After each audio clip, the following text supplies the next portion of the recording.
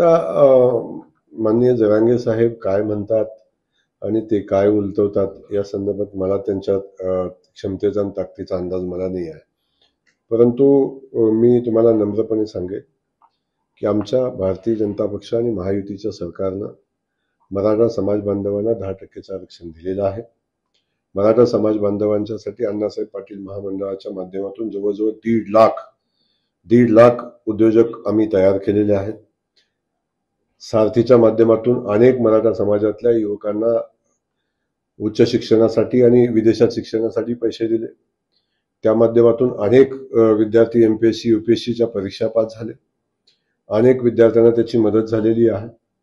तर मराठा समाज बांधवांसाठी ज्या ज्या ठिकाणी हॉस्टेलची आवश्यकता आहे त्या हॉस्टेलची कामं चालू झालेली आहेत आणि ज्या ज्या सुविधा सरकारकडून मराठा समाज बांधवांना देणं शक्य आहे त्या सगळ्या सुविधा आम्ही मराठा समाज बांधवांना देण्याचा माननीय मुख्यमंत्री देवेंद्रजींनी प्रयत्न केलेला आहे.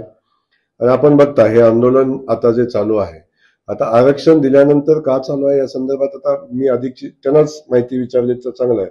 परंतु 10% आरक्षण मिळालेलं आहे आणि त्याचं लोक लाभ पण घेत आहेत.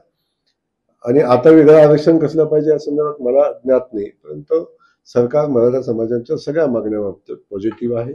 सरकारनं जवळजवळ बहुतांश निर्णय घेतलेले आहेत आणि त्यातून आपण बघितलं असेल लाखो लोकांना कुणबीचे दाखले पण मिळालेले आहेत. त्यामुळं का या गोष्टी चाललेल्या आहेत याच्या संदर्भात माझ्यापेक्षा ते चांगलं सांगतील. बीडमध्ये